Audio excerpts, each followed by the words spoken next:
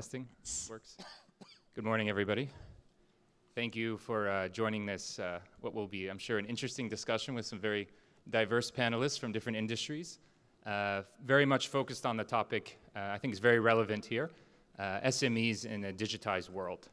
So perhaps as way of introduction to this topic, I see we have a decent crowd. I wanted to see who in this room, perhaps in the last week, used a ride-sharing platform, Uber, Grab. Raise your hands. Okay, keep your hands up. Perhaps this last week, anybody ordering anything online, using online payments or online portals. Okay, we have another half of the room. And then finally, anybody who's engaged with SMEs using digital payment platform, credit cards, Visa, MasterCard, digital payments.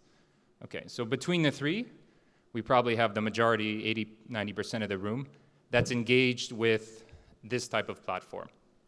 So it's very relevant to all of us, whether or not we own or run an SME. So that's sort of the topic, is how to get these platforms better connected to the digital world. Just as a brief introduction, and then they'll kind of go on. We have Mr. Eddy Lee, who is the managing director, founder of Coffee Ventures based in Singapore. We have Philip Glickman here, who's the regional head of commercial payments, MasterCard Asia, Pacific, and Singapore, a product I'm sure you use. And another product that I'm sure many of you use, Ridzki Kramadibrata, managing director of Grab Taxi in Indonesia. So different industries, but all very relevant to our daily life. This topic, I think, hits home. I'll cite a few statistics that I think are interesting on this, both the challenges and the opportunities. So there's been a lot of research done on the impact of digital, let's say, digital integration to SMEs. Particularly, I've looked at a lot of the facts coming out of Europe and India. Vodafone found that about 2/3 of SMEs differentiate themselves from competition using digital integration. Lloyds Bank, which is based in the UK, similarly found that SMEs that were, let's say, connected digitally grew at much faster rates than those who weren't. Somewhat obvious. But the challenges are also very obvious. PwC did a very large study on the UK, and they found that nearly a quarter of SMEs actually had trouble figuring out what to do to digitally integrate themselves, to get online or to deal with a logistics platform that was, let's say, more digital. And more than 1 out of 3 charities also had that issue, which is obviously a main challenge for the development sector. But perhaps more closer to home, very briefly, an anecdote. In my previous life, I worked with a SME online marketplace platform across sub-Saharan Africa. So we were in 17 markets. And the challenge was very, very real. We literally had teams going door to door, stall to stall in these open marketplaces, helping vendors literally start email addresses, set up, signing up to sort of what we called sort of the eBay. And then we even at times put people in their stalls or in their shops to help them check their email, to help them see about orders. We even set up an entire logistics company in many of these markets so that the value chain, the supply chain was covered, right? Because many of these SMEs, it was their first time engaging with anything digital beyond SMS. So the challenge is very real, right? That was sort of the front lines. I think here in Asia, we're a little bit beyond that, but I think the challenges are still quite relevant. So the way we're going to run this, I'm going to pose sort of the starting question to our panelists, and then each of them will respond 4 or 5 minutes, and then we'll back and forth a few other questions, and then we'll open it up to the general audience. Ready, guys? Okay, ready.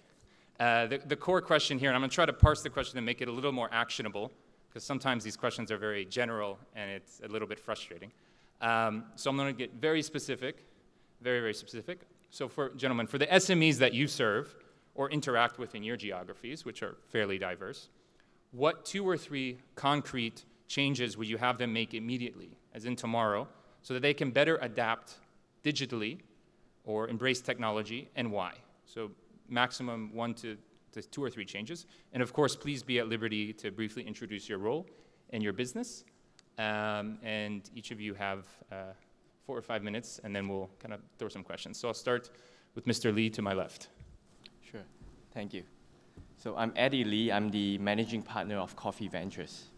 So many people ask us, why do we call ourselves Coffee Ventures? Yes, we love our coffee, but more importantly, we are an investor of tech startups. We hypothesize that the next big change, right, will be created, right, will be discussed, will be funded, or even sold, more likely in an informal working place, like a coffee shop, rather than in a boardroom. So that is why the quirky name of Coffee Ventures. It helps people to remember as well. So we are an investor of an early stage company in tech companies. So the SMEs that I work with tend to have a tech influence. So I just relocated from Silicon Valley back to the Southeast Asia region. I used to come here 6 to 8 times every year, but now I get to come to Indonesia as often as I want because I'm based out of Singapore now. So Coffee Ventures is brand new. So far, we've invested in only one company, and the previous investments between me and my partner were more than 60 companies. Examples of companies we have invested, I'll just give some of the examples of companies from this region, include Hijab, which is an Islamic fashion company. It's a marketplace connecting SME sellers to users. We are investor of Tech in Asia, which is a technology media company before it became the first Singapore company to go into Y Combinator, which is like the Ivy League school for startups. We are investor into 99.co, which is a property marketplace. So those are examples of companies we have invested in the past, and we focus on helping these companies grow. So as I work with these companies and these startups, sometimes they deal with SMEs themselves. A common problem that we identified is that SMEs business is inherently unscalable, or it's very expensive to scale. You could be owning a retail outlet selling fashion.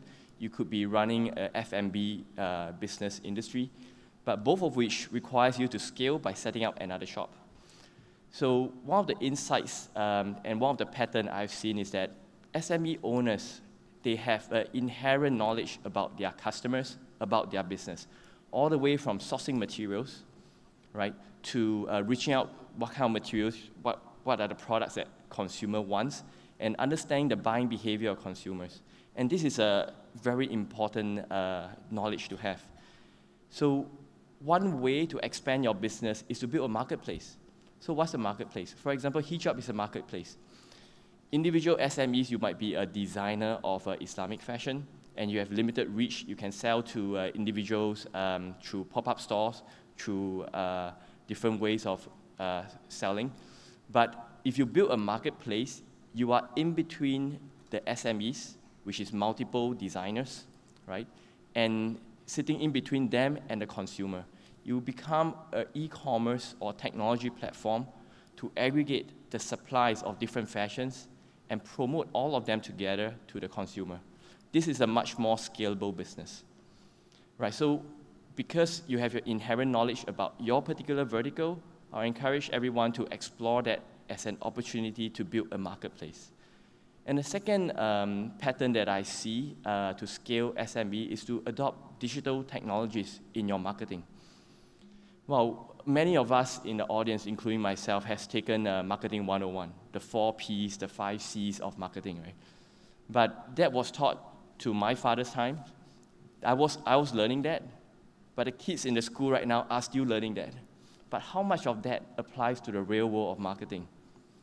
Modern marketing requires you to, for example, understand how to use SurveyMonkey, how to use MailChimp to send out 2,000 emails, which is a limit of Gmail sending per day, without jamming up and making sure that your customers open the email and knowing what time they open it. Modern marketing methods require you to understand search engine optimization, using Facebook ads, using different kinds of advertisement methods. So I'll encourage SMEs to invest some time and knowledge into understanding social marketing and digital marketing. And I'm not talking about just getting Facebook likes, using another platform, setting up a blog shop. Because as we know, Facebook now, in the past, whoever likes your page, you can reach them by posting on your wall. But lo and behold, Facebook turned off that feature. Now you have to pay to reach people who like your page, right? I will encourage businesses to own your own URL, your link to your website, right? And then understand how to use content, how to develop, to write articles about your business. It could be food, it could be fashion.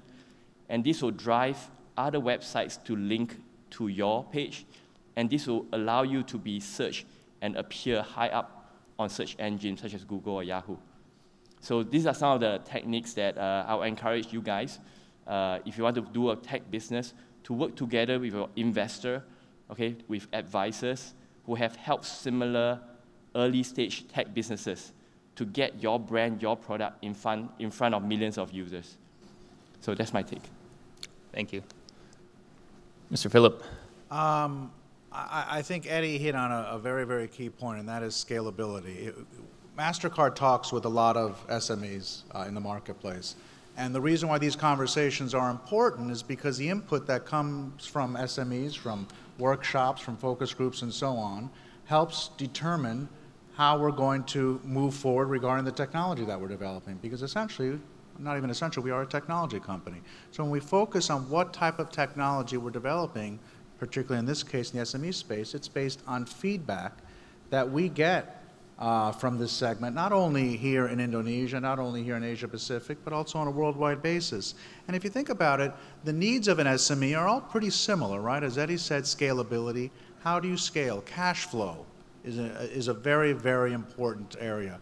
When companies are in a high growth phase, they're usually investing a lot of money in their operations to scale their operations, and therefore cash flow is a challenge.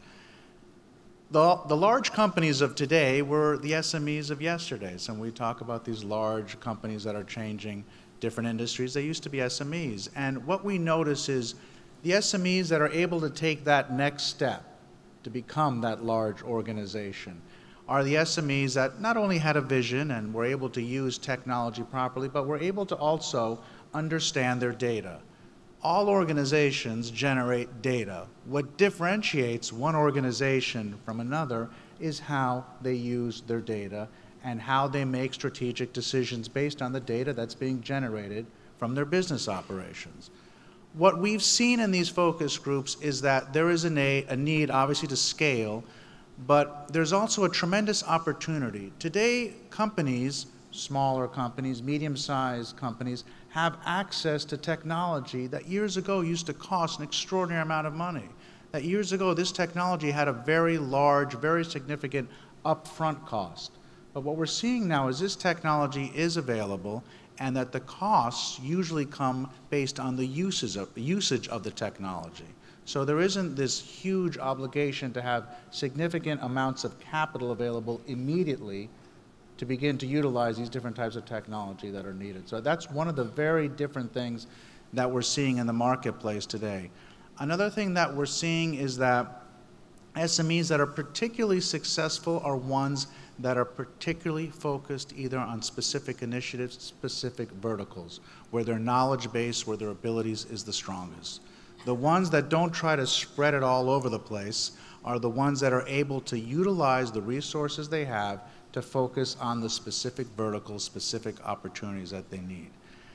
Thirdly, we're also seeing the importance of partnerships. Because you're a small or medium-sized enterprise and you're starting to expand into the space of digital, you need to be very careful regarding who you partner with.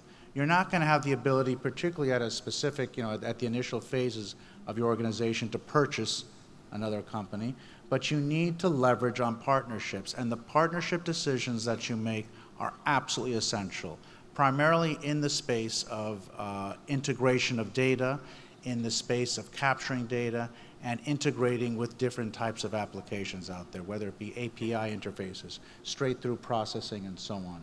So what we're noticing is as these companies begin to scale, specific partnerships are very, very important.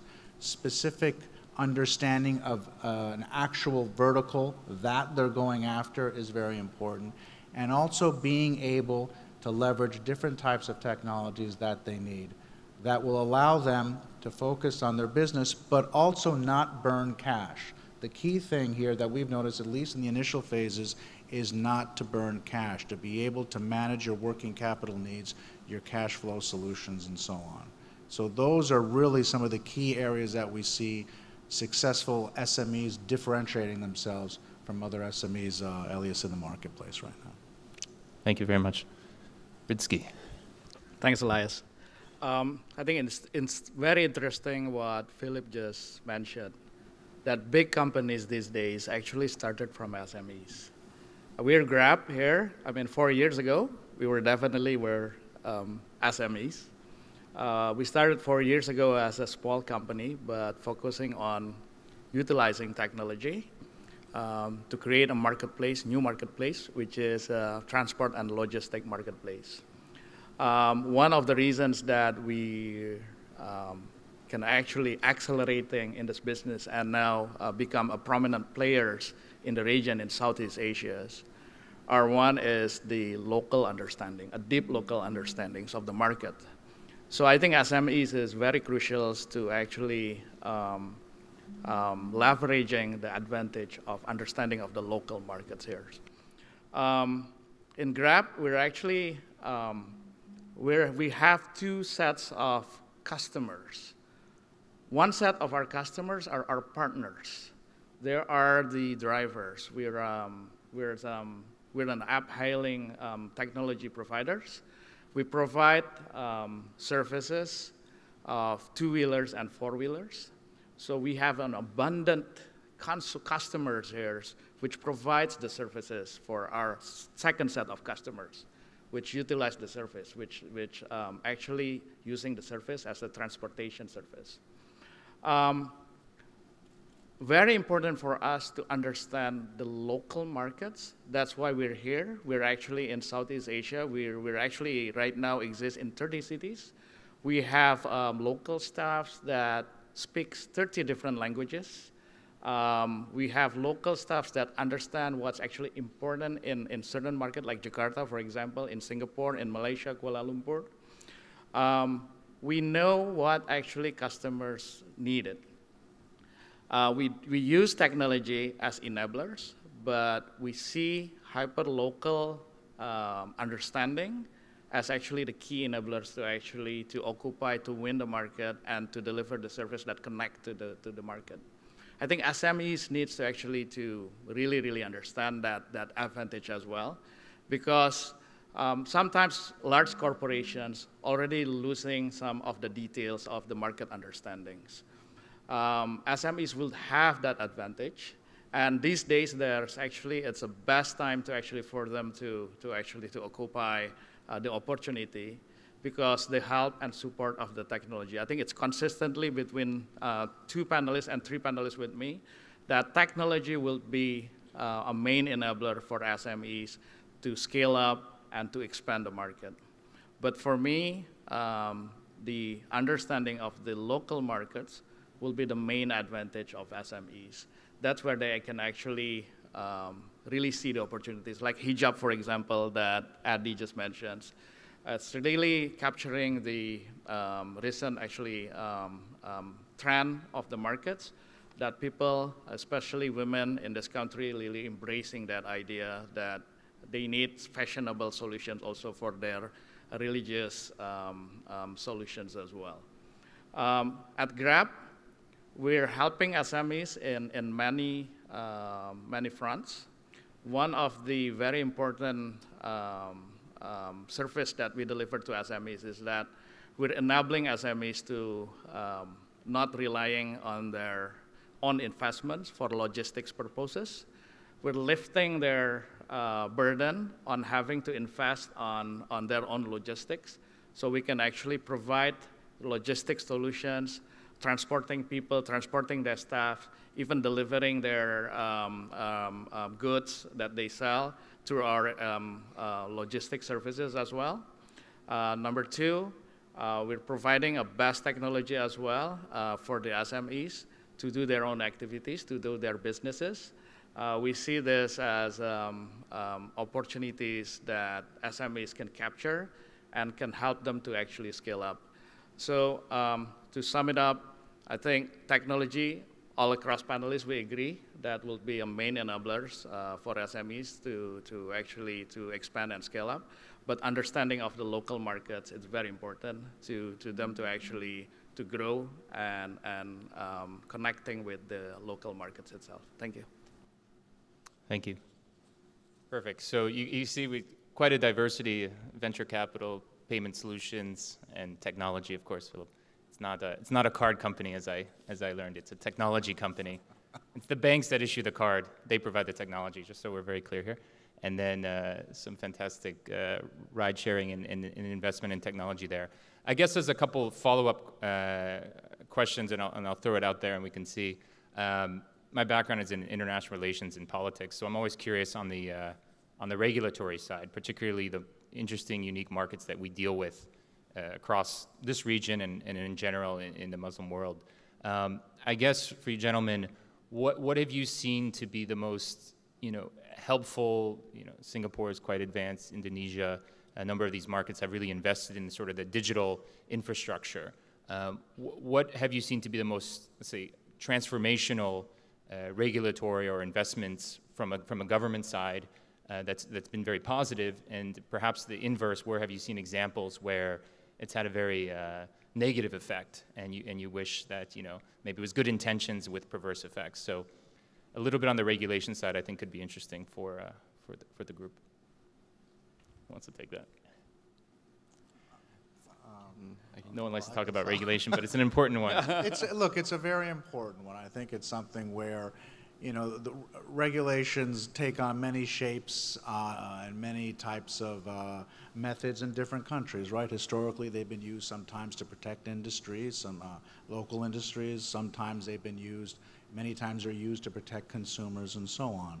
I think what I have seen, and I'm speaking personally now, what I have seen is that when there is an enhanced understanding of specific industries that an organization or a government wants to regulate, then the regulation seems to be much more transparent and something that benefits all parties. So I think as there's greater understanding of the industry, as there's greater understanding of what the risks associated could be, and what the needs associated are, the economic benefits and so on, I think when you have regulations that are based on intimate knowledge of different industries, I think they tend to be quite transparent and they tend to be quite useful as well. Okay, so it's understanding the actual, not shooting from the hip, perhaps. Yeah, I mean, look, the more you understand about something, the better the decision you make, right? Right, that makes sense. Any other, especially your industry there? I mean, it is very interesting. I mean, these days, technology actually grows so fast. And I think we see a lot of cases where regulations actually try to catching up with the technology and the developments. I mean, a clear case will be the industry that we're actually in right now. I mean, look at it about like 2 years, 3 years ago. I mean, who would have thought that transportation industry would be changing like this? And no longer big corporations needed. It's actually single entrepreneurs, like thousands of single entrepreneurs, drivers, can actually provide transportation service to the market, like big market like Jakarta, Singapore, Kuala Lumpur, Manila. Then most governments actually caught off guard. I mean, just like they need to actually to understand the development. Some countries like Indonesia specifically have been quite conducive in embracing the development and try to actually embrace the development. But of course, sometimes the regulations itself, it's not yet ready. I mean, of course, the spirit of the government is different than the regulation itself. There will be changes. There will be changes needed in the regulations. So lots of discussions here from the stakeholders. So not only players like us, but also the existing players in industries, the users itself, the transportation users, the new players like these small entrepreneurs, individual entrepreneurs. We need to actually sit together, the governments, and giving our inputs on what to actually to shape the regulations in the future. But not only specifically to this industry, also on the e-commerce industry, for example. I mean, lots of countries are not yet ready how to really embrace e-commerce industry. which really impacting SMEs. Country like Indonesia, I know, is very supportive, like giving like 1,000 startups initiative, and a vision of 2020 vision, year 2020, 130 billion US dollars of e-commerce industry valuations. But it's not stopped there. I mean, how to actually to really fixing the regulations, to really actually adjust the regulations to support SMEs, to support e-commerce, to support startups. There will need to be lots of discussion, intensive discussions between all the ecosystem players. That's what I think. Right. I've been working with startups that originates from US, Japan, Europe, and across Southeast Asia, including all the way from the northmost will be Thailand, Malaysia, Singapore, Philippines, and Indonesia. So different government takes a different approach to supporting the startup industry. And one of the things startup industry needs is, of course, funding, right? And different governments take a different approach. But one of the most proactive governments, not just because I'm from Singapore originally, but it's a Singapore government. They have been, at first, been a direct investor through the Economic Development Board, then later progressed by shifting towards co-investing with a private entity, a private investor. This will be match funding schemes where the private investor invests, let's say, $1. For every $1 invested by the private investor, they'll match with $1 or more dollars. And it's been progressing to the point where now they are realizing the shortcomings of the two above methods, and instead they are now investing into this private fund and letting the private fund entirely make the decision of investing, which company to invest, and more importantly, how to help the company after investing. I thought that is a very progressive approach on the technicality of how they are putting the flow of money. The second way that I'm seeing their involvement is to the sector-specific involvement. In the past, they were supporting tech startups, and they were agnostically supporting tech startups across the board.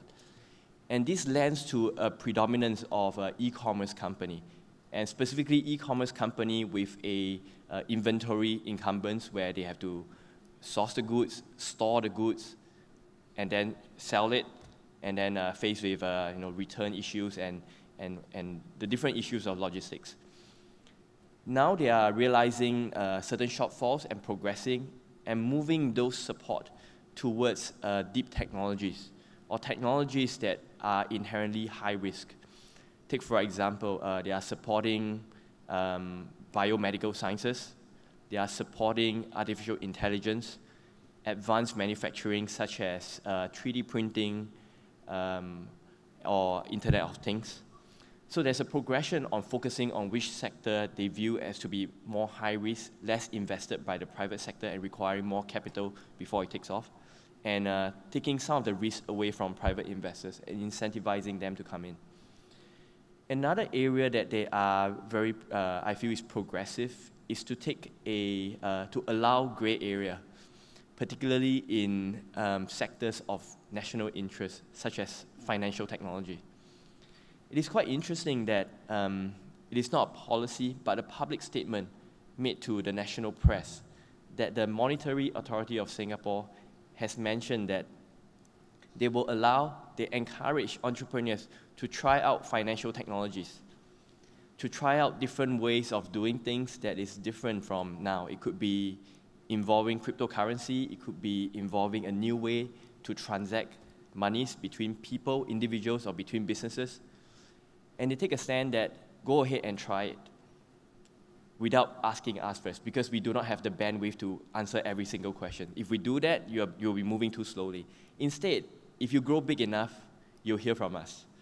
I thought that's a very interesting way to encourage growth, encourage innovation, and then be ready to let it grow and step in when regulation is required. So I thought that just to share that I will encourage private sectors investors to work together with the governments and the startups to see what can be allowed and what can be scaled. I guess as a follow-up to that, because I find that very interesting, this gray zone where different governments have different degrees of, let's say, intervention, or when they decide that something needs to have a regulatory framework around it. Ridzki is talking about ride sharing and how now regulation is barely catching up. In your view, I mean, because you've worked with so many SMEs, it's very hard to say, okay, I want a 1 to a 10, but at what point do you feel a regulator or a government should step into an industry and say, okay, let's try to figure this out? Is it at the infancy of the industry when they say, oh, let's look at best practices from other markets and then we can allow you to go forward? Is that the very, very tail? Where is that implementation of a regulatory or a governmental framework around a particular new, let's say, digital industry needed? And where should you sort of laissez-faire and let the market take care of itself? Well, it's hard to say. It's really dependent on the product or service or the industry itself. I'll say that the regulators probably should step in when assuming the population of average knowledge, the average individual in the population should be equipped with the basic knowledge to make decisions for themselves, right? And when a technology is so widespread or the risk is so inherent that perhaps the average consumer may not be able to see past the first step of the influence of the technology, right? That is where they should perhaps provide more information, educate, and be ready to step in and set the rules. It's only fair to allow this follow-up to the other gentleman here. Any thoughts on this? Yeah, I think it's correct. It's just like sometimes, how do I say it? Sometimes when certain governments catching up with a new development or new technologies, there's a tendency that governments will over-regulate things. While actually look at the development all across the world, it's actually the right setup. It's actually to try to deregulate instead of over-regulating. I think it's very important for all the players, stakeholders, to understand that what's key actually to regulating. One is to ensure that economy is growing, and we have level playing field also across the players. Number two, it is also needs to be ensured that no risk of safety or risk of fraud is exposed to the industry. Number three, it's also making sure that all the policies actually really benefiting the economy, means the people and the consumers. I think it has to be very clear of the objectives, and then as much as possible, if governments or stakeholders or regulators can take more deregulation approach and lets the market actually self-regulating, I think it will be a better approach for everybody.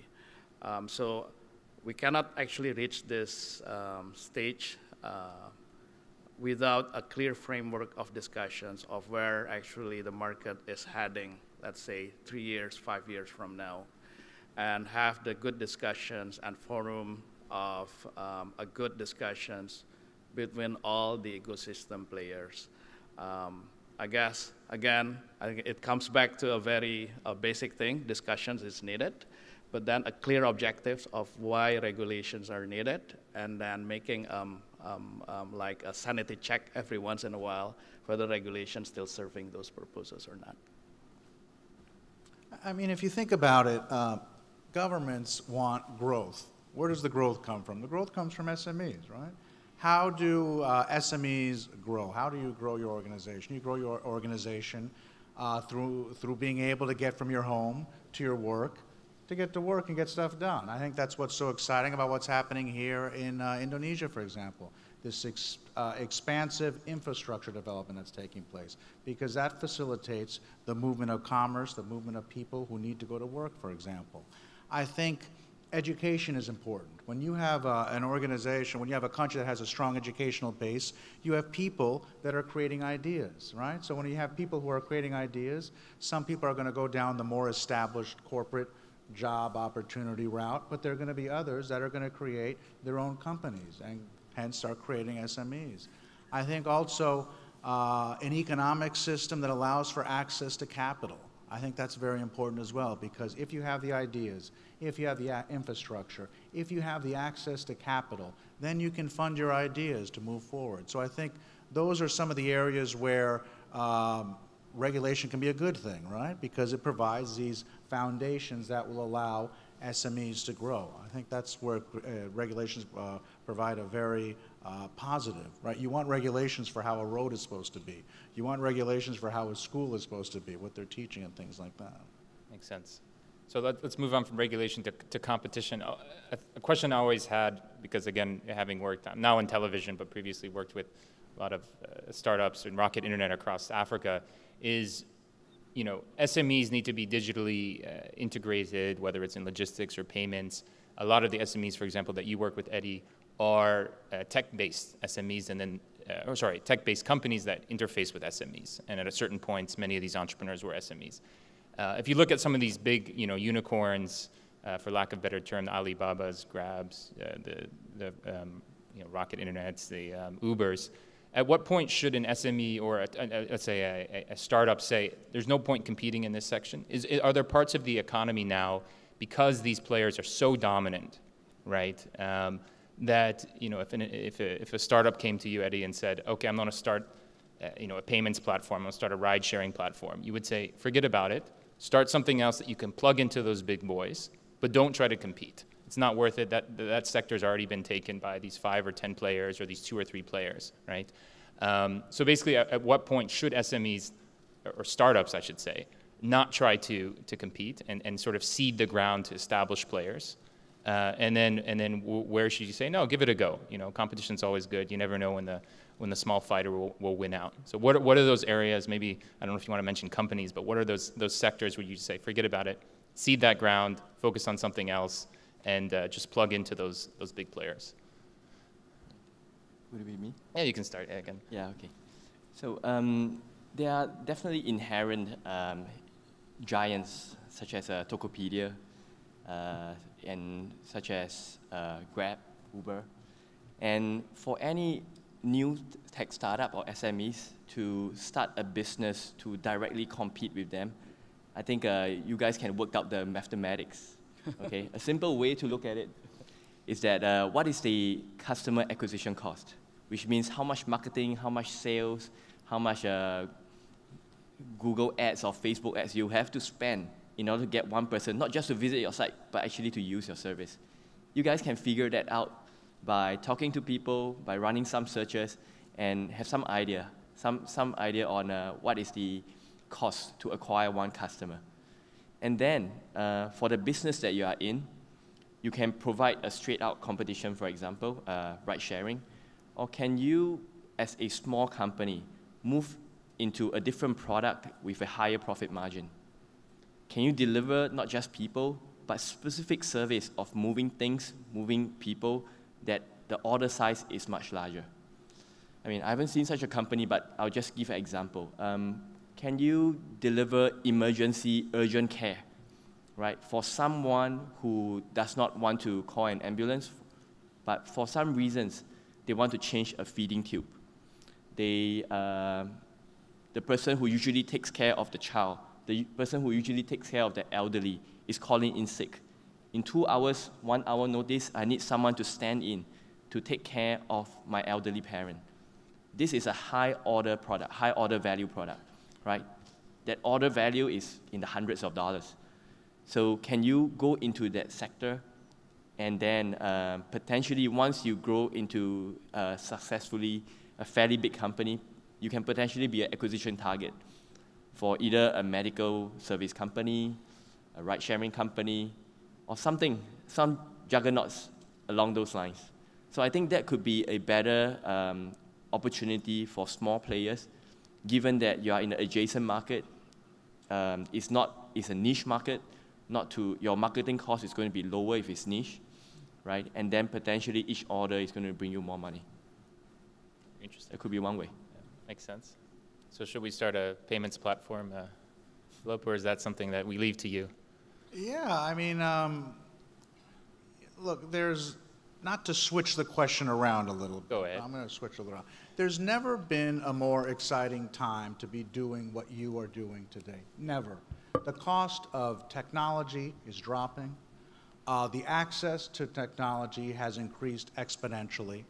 The opportunity to communicate your message, your idea, your strategy has been greatly facilitated, right? There's never, ever been a time. This is the time to get it done right now. Yep. I think what's exciting is that SMEs now have access to technology that years ago was very, very expensive, very difficult to implement, and had very, very high carrying costs.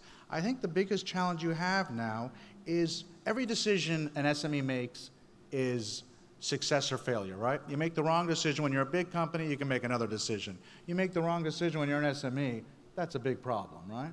So I think the key thing now is knowing what you want, knowing what you need, knowing what specific type of technology you need right now, making the right ask. And the way you make the right ask is by having very, very deep knowledge in the vertical, in the industry, in the idea that you have.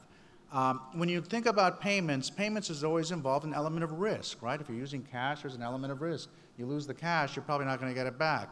But now what's been happening in the payment field now is that the technology has increased to such an extent, in many cases you don't have to swipe your card anymore. It has an EMV, it has a chip in it, or it has contactless functionality. So the risk associated with payments to a certain extent is also dropping as well. And that's a very, very important thing as well. I think, again, I don't want to go off a tangent here, but this really is probably the most exciting time to do this because the technology exists, because there's support from governments that want to grow their SME base, because SMEs are essentially becoming the economic engine of a country.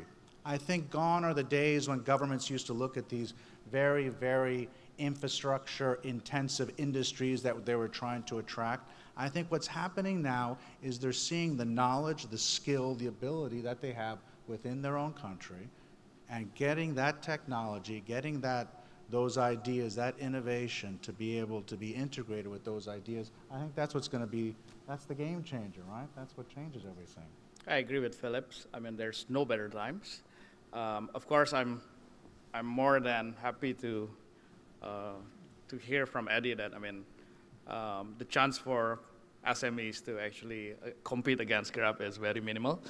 But look at us like probably 2 years ago, 4 years ago. We were also SMEs. Grab were also SMEs. And we had a much bigger player at that time, Uber.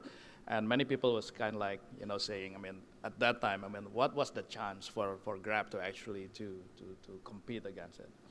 But look at where we are right now. It's actually, so Philip is right, with the help of technology and also capturing the opportunity that you see actually exists, I think it's very important for SMEs to actually grow and capture the market as well. There's no better times for that.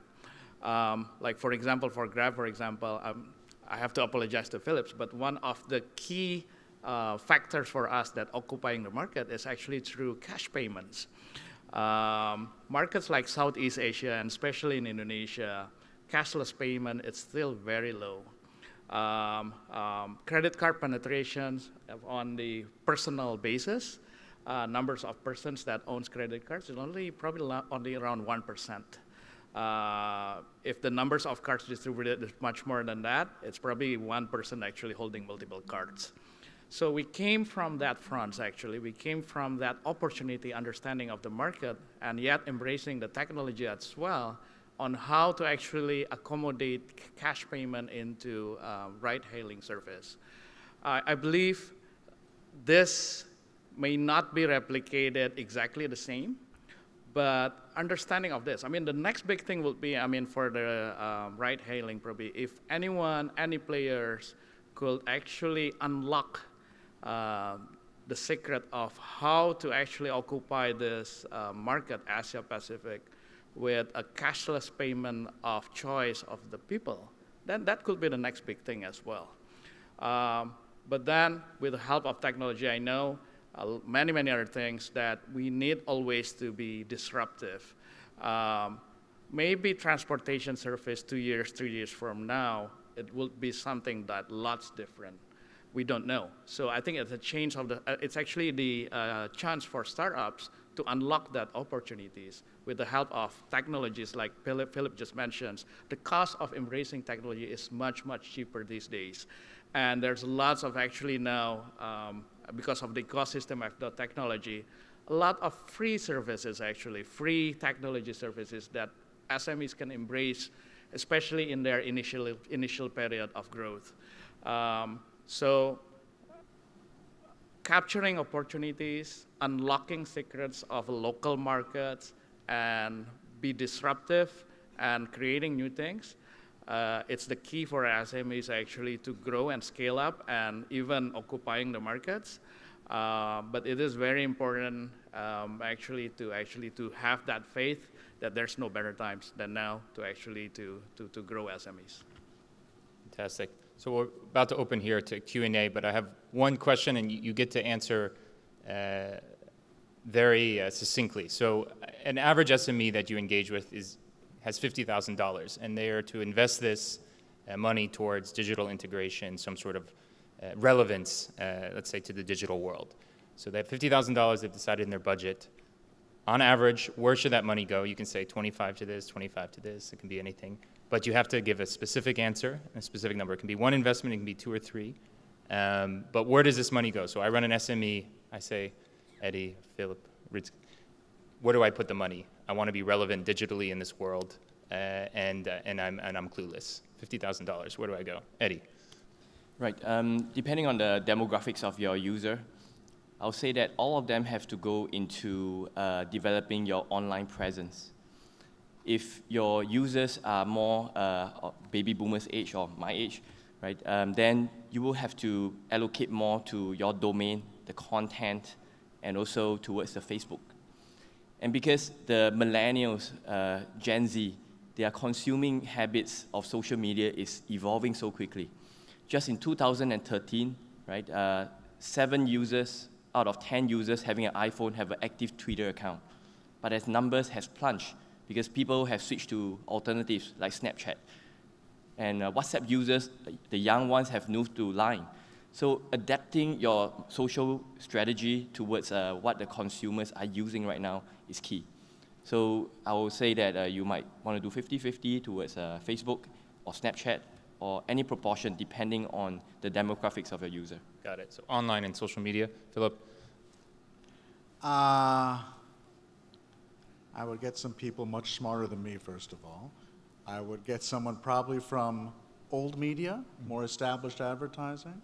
I'd get someone from social media. I would have them both make their business cases, and then I, as the head of the SME, would make the final decision. Okay.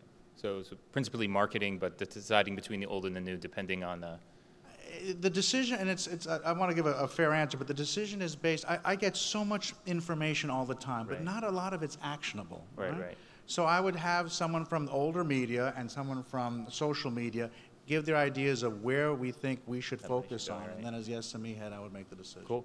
That's good. So Definitely people, I agree. People is where I would invest first. Definitely the right person, the right team will unlock the key opportunities and making partnerships, making the right investment for marketing, making the right investment for products. But without the good people, I think you will be very, very much limited because after all, you're only limited as well. I mean, so investing in people will be my first go. Okay, smart people. Okay, fantastic. So now we'll open up to about 11 minutes left to Q&A. You can direct the question in general or to a specific panelist. So the gentleman in the front there, I see, raise your hand. Yes, sir.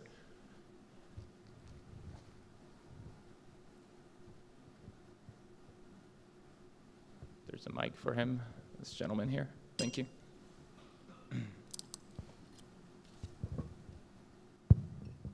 Thank you. My name is Aga Nugraha. I'm an Indonesian lawyer and intellectual property attorney. My question is jurisdiction specific, so I'm going to ask this question to Mr. Pak Ridzki from Grab. Earlier, you touched on a little bit about the regulatory framework issues. And as you're probably aware, let's look at the three markets, Singapore, Malaysia, and Indonesia.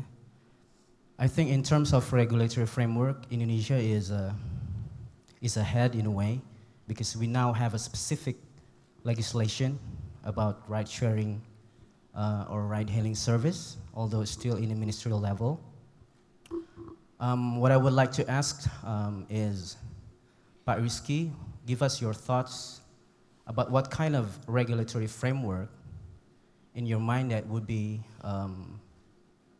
conducive, for lack of a better word, for ride-sharing services, if the government or if the legislative body were to issue a specific regulation or specific law about ride-hailing services, what type of issues or provisions that you would like to see, for example?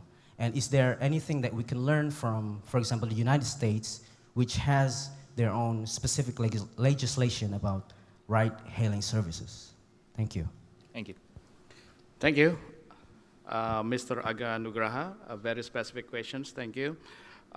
Yes, indeed, it is a very specific issue that we're facing right now, but if you take a look at it, it's actually an issue that's happening all across the world as well. I think specific regulations, there will be a lot of discussions coming to that, but I think the spirit that actually we need to have for the governments to actually to really embrace the ride-hailing service is to embrace the fact that transportation is no longer actually provided by big corporations. Transportation is actually can be provided now by individuals. Grab here is actually not a transportation provider. We're actually a technology provider, same like the other players in the market as well. We're connecting transportation markets. So I mentioned also previously that we're connecting two customers. One set of customers is the provider, the transportation provider. Another set of customers is actually the users itself.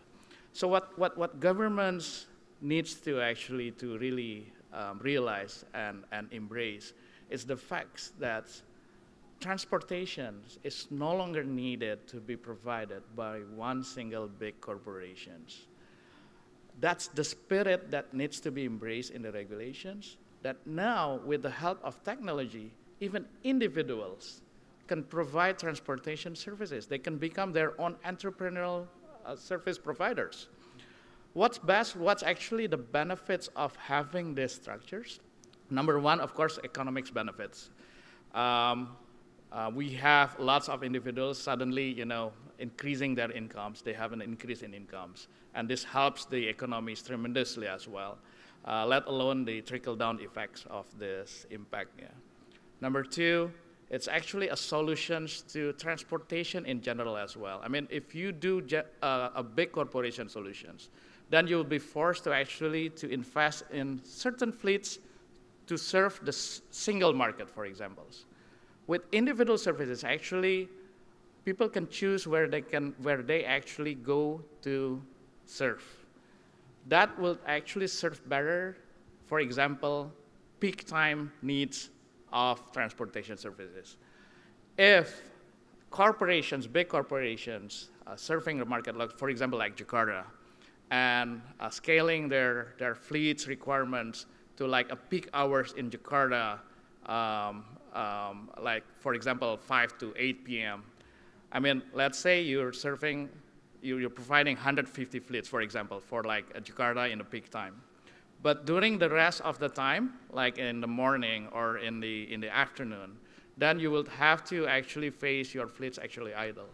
With individual services, actually, you're actually giving opportunity for part-timers also to serve the peak time markets without hurting the total markets, because it's actually some people only serving a certain time and certain markets, so not hurting the structures of the investment as well, because individuals make their own individual decisions.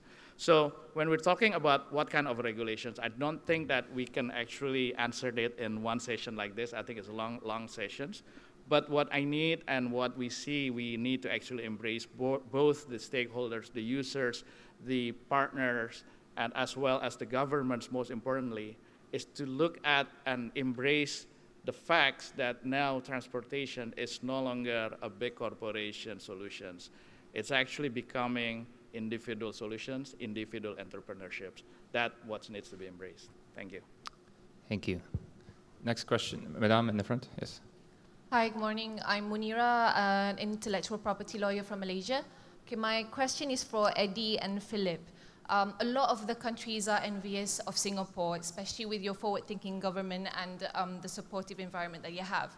So what do you think that needs to be done to actually increase efficiency of the interactions between all these organizations, the authorities, industry players, and research universities or research institutes, not only between those three, but also within such organizations like the universities, the research universities?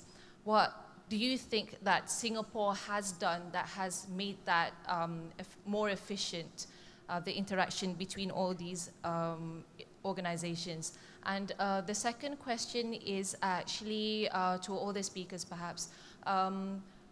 When you're talking about lack of use of payment systems online, even technology, payment technology, do you think that is more of lack of trust from the consumers? Because it's not like they're not tax savvy.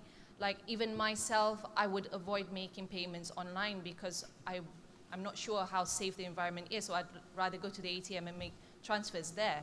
So even Uber, when it started, it was just by credit card or debit card, and only afterwards, because of consumer demand, they actually provided that cash payment option. So what do you think that needs to be done to actually increase awareness with respect to how to, ensure safety of that environment? Yeah. Thank you. Thank you. So, Eddy and Philip. Look, I think to your, if you don't mind me jumping in, I think to your point, we have extensive discussions with many governments, particularly being based in Singapore with the Singaporean government. And what we have found appealing about working is that there is there's a significant knowledge base within the Singaporean government when it comes to payments, when it comes to digitizing these payments, when it comes to how they're going to be used within the marketplace. And because there's that knowledge, I think we're able to exchange many ideas when it comes to the benefits associated, the potential risks associated, and how that could possibly be incorporated into regulations as well. I'm not an expert by any means on intellectual property, but I do know that we have seen that when we have these discussions, not only with issuers, not only with corporates, but with governments as well, and there is a very transparent process associated with what the technology is intended to do, with what the technology's benefit is supposed to be, and what the possible risks are. I think it leads to a very open type of discussion regarding regulation, and it seems to create regulations that don't hamper the industry, but protect the consumer and give space and give room for growth as well, manageable growth. Yeah. I hope that's a fair answer. That's a fair answer. Eddy, you want to take a hack at that? Right. Let's talk about technological startups that where the technology is brewed, innovated, developed from the universities, or A-STAR, which is the Research Institute of Singapore. Right? So these are typically PhD projects, academic projects that will not see the light at the end of the tunnel, will not reach the end users. I was from an academic background. Some of the work I've done, right, is for knowledge reason. Perhaps one day you'll be commercialized, but it's out of my hands. Throughout my duration of the next 5-10 years, I know that it will take a longer time and I will have no influence on the outcome. So it's important to link academic research to the financial outcome, to the usage of the technology, right? This could be a new sensor that someone can wear to sleep and will sense their heart rhythm. It could be a research in National University of Singapore, but involving the end users, the hospitals, the patients themselves early becomes critical.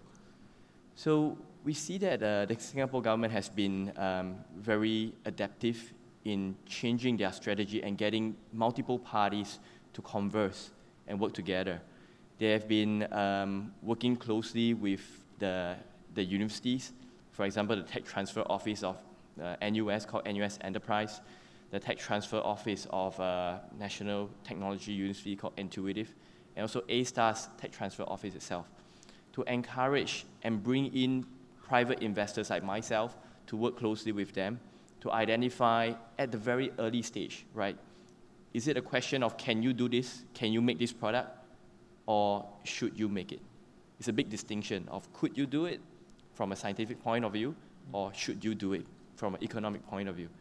So the fostering of conversation becomes extremely important.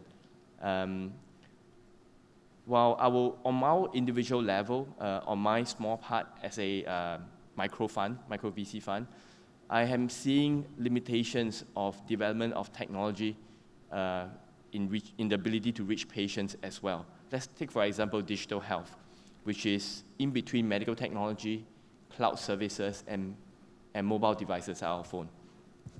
So in order to circumvent that, the problem of the doctors, pharmaceutical companies, regulators, patients, engineers, software developers simply not talking and making products work and go to market quickly, I've been running a series of digital health meetups. These are informal events, right, ranging from 50 to 150 people, where I bring in sponsors such as the UK High Commission, bring in bank sponsors, and bring in speakers from pharmaceutical companies, well-known Series B startups, right, to come together to get the audience who comprise of the peoples that I mentioned, doctors, etc., to communicate, right, and to solve problems together.